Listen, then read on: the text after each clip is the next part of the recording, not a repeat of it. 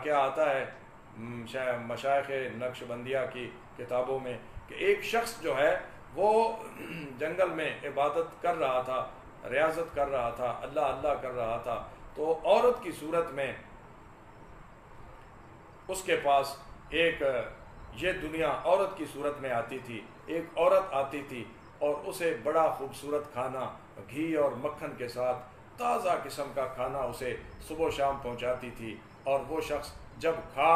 لیتا کھانا تو اس عورت کے سر پر اپنی ہی جوتے سے پٹائی کر دیتا تھا اور وہ عورت چلی جاتی تھی۔ ایک اور شخص نے دیکھا کہ یہ شخص بڑا عجیب ہے، یہ عورت اس کی خاطر مدارت کرتی ہے، اس کو بڑا خوبصورت اور بڑا پسندیدہ اور لذیذ کھانا پیش کرتی ہے، اور جب یہ کھانا کھا چکتا ہے تو اسی عورت کو یہ اپنے جوتے سے پٹائی کر دیتا ہے۔ اس شخص نے یہ سوچا کہ اگر ہو تو میں بھی یہاں آ کر بیٹھ جاتا ہوں اور یہاں یہی کام کرتا ہوں اور کھانا تو آرام سے مل جائے گا۔ وہ شخص جب وہاں آ کر بیٹھا تو وہ عورت کھانا لے کر آئی، اور جب اس نے اسے کھانا دیا تو اس نے کھانا کھانا شروع کیا۔ کھانا کھانے کے بعد جب اس نے بھی اپنا جوتا اتارا تو اس نے کہا خبردار یہ نہیں ہو سکتا، تم مجھے یہ جوتا نہیں مار سکتے۔ تو اس نے کہا اس کی وجہ کیا ہے؟ تو اس نے کہا تم اللہ کے لیے یہاں نہیں بیٹھے، یہ تو اللہ کے لیے بیٹھا ہے۔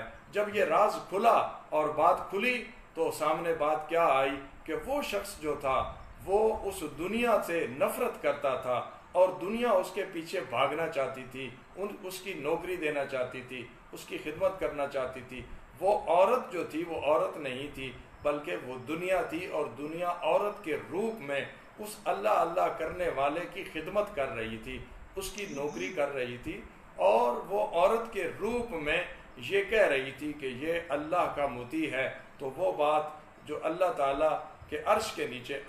اس دولت نے کہی تھی کہ تمہارے جو بندے ہوں گے ان کی نوکری کروں گی، اور وہ دوسرا شخص جو اصل میں اللہ کا مطیع اور فرما بردار نہیں تھا، وہ شخص بھی یہی چاہتا تھا، لیکن اس کے دل میں اللہ کی اطاعت اور حضور صلی اللہ علیہ وسلم کی اتباع نہیں تھی۔ وہ دولت چاہتا تھا، وہ اصل میں رزق چاہتا تھا، وہ لذیذ کھانے چاہتا تھا۔ تو جو شخص دولت اور لذیذ کھانے اور ان چیزوں کی انسان رکھتا ہے، رغبت رکھتا ہے اور ان چیزوں کی طرف توجہ رکھتا ہے اور اس کو ان چیزوں سے غرض ہوتی ہے تو یہ دنیا اسے ذلیل کرتی ہے۔ اور جس شخص کی غرض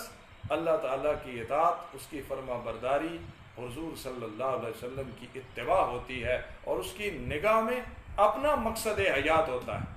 اس کی نگاہ میں اپنا مقصد حیات ہوتا ہے، جب اس کی نگاہ میں اپنا مقصد حیات ہوتا ہے تو پھر دنیا کی نگاہ میں بھی اپنا مقصد حیات ہوتا ہے۔ وہ اپنا مقصد حیات پورا کر رہا ہوتا ہے تو دنیا اس کے سامنے ہاتھ باندھے اپنا مقصد حیات، اپنا مقصد تخلیق، اپنا مقصد زندگی پوری کر رہی ہوتی ہے۔ تو یہ انسان کی زندگی کا حاصل ہے کہ جب انسان اس دنیا سے اس حالت میں اس طرح اللہ تعالیٰ کا مطیع اور فرما بردار رہتا ہے تو دنیا کی تمام تخلیق جتنی اللہ نے فرمائی ہے یہ ساری کی ساری اسی کے لیے ہے اور اسی کی خدمت گزاری کے لیے ہے۔ اللہ تعالیٰ نے سب کچھ اسی کے لیے پیدا کیا ہے۔ اگر یہ روٹھ جائے، اگر یہ بغاوت کرنے لگے تو یہ نہ سمجھے کہ یہ بغاوت کر رہی ہے، بلکہ یہ سمجھے کہ اس نے اپنے مالک سے بغاوت کر رکھی ہے، اس لیے یہ مجھ سے بغاوت کر رہی ہے۔ اسی لیے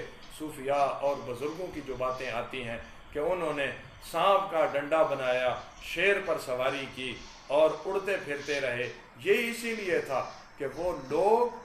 اللہ تعالیٰ کے اس انداز میں مطیع اور فرما بردار ہو گئے،